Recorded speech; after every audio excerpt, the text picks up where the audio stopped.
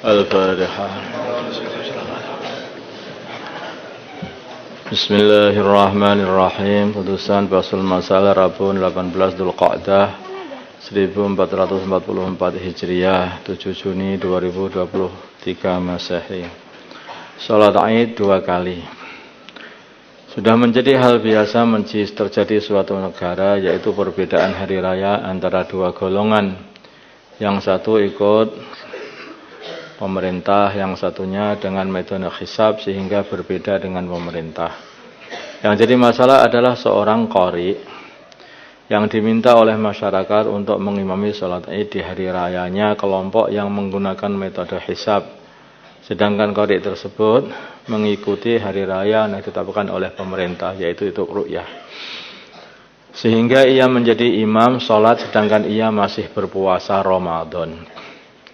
Pertanyaan, bagaimana hukum mengimami sholat Id padahal ia masih mengerjakan puasa Ramadan? Jawab, hukum tindakan dia menjadi imam sholat Id padahal ia masih mengerjakan puasa adalah haram.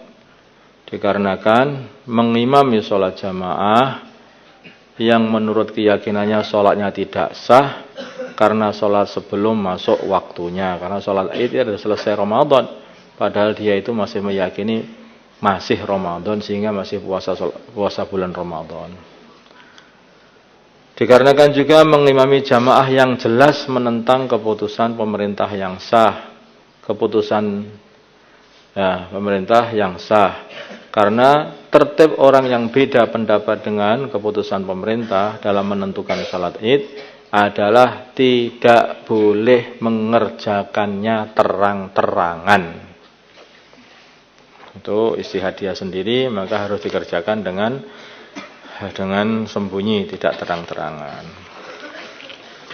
Ini juga sebetulnya ini di antara hikmahnya itu adalah untuk menjaga istimaiyat di seluruh orang Islam, sehingga orang Islam itu nampak bersatu semuanya begitu dan ngikut semuanya apa yang telah ditentukan oleh pemerintahannya.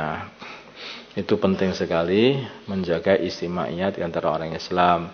Kalau orang itu yakin bahwa dia sudah keluar Ramadan, kemudian dia itu sudah masuk di bulan Syawal, 1 Syawal, dan dia mesti harus sholat Id, maka sholatnya mestinya harus tidak terang-terangan, sembunyi. 2. Masalah berkurban dengan ayam.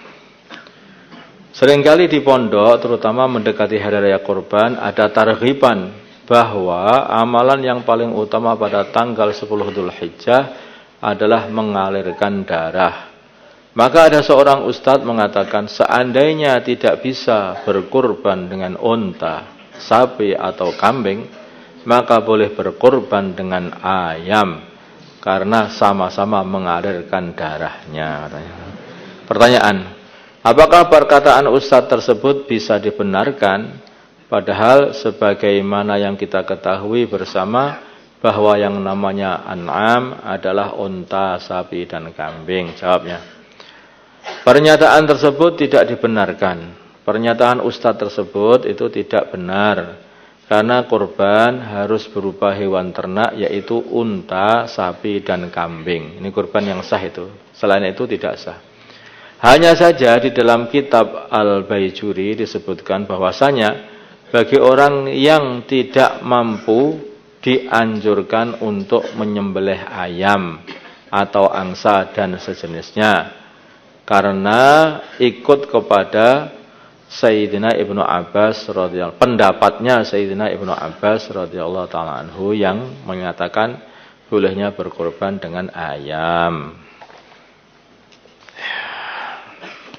Nanti ada juga yang berpendapat membolehkan berkorban dengan ayam atau sejenisnya. Nah, masalah mengirim uang untuk dibelikan hewan kurban, ini terjadi juga banyak. Zaid tinggal di Jakarta, ia mengirim sejumlah uang kepada Ahmad yang tinggal di pondok pesantren Jawa Timur agar dibelikan seekor kambing untuk kurban ketika Idul Adha. Sehingga Zaid mewakilkan kepada Ahmad pembelian hewan kurban dan penyembelihannya. Pertanyaannya, apakah praktek demikian diperbolehkan? Jawabnya diperbolehkan. Sah, boleh saja seperti ini.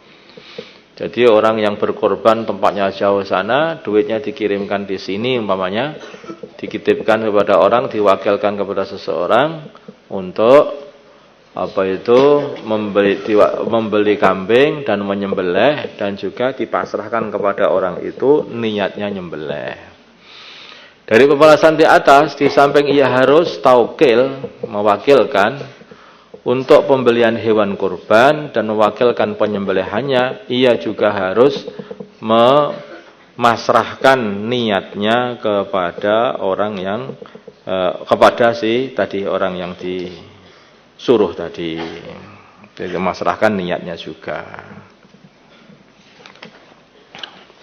Aku nyembelih sebagai gantinya fulan, atau niat nyembelih untuk fulan, sama saja niat nyembelih. Berkorban atas nama orang yang sudah meninggal dunia. Bolehkah berkorban atas nama orang yang telah meninggal dunia? Jawab di tafsil. Jika mayit berwasiat, maka boleh atau sah korbannya. Tapi jika tidak berwasiat, maka tidak sah. Tetapi menurut pendapat lemah, ada yang membolehkan atau yang mengesahkan, walaupun mayit tidak berwasiat apapun, seperti sedekah. Wallahu a'lam. Allahumma shalli ala sayyidina Muhammad wa ala ali sayyidina Muhammad wa salli ala sayyidina Ibrahim wa ala ali sayyidina Ibrahim. Barik ala sayyidina Muhammad wa ala sayyidina Muhammad, barakta ala sayyidina Ibrahim wa ala ali sayyidina Ibrahim fil alamin innaka Hamidum Majid. Allahumma arham ummat sayyidina Muhammad, Allahumma ighfir li ummat sayyidina Muhammad, Allahumma aslih ummat sayyidina Muhammad, alif baina qulubi ummat sayyidina Muhammad, Allahumma ansur ummat sayyidina Muhammad, Allahumma asbihim sultanan nasira. Sallallahu ala sayyidina Muhammadin nabiyil ummi wa ala alihi wasallam. Walhamdulillahi rabbil alamin.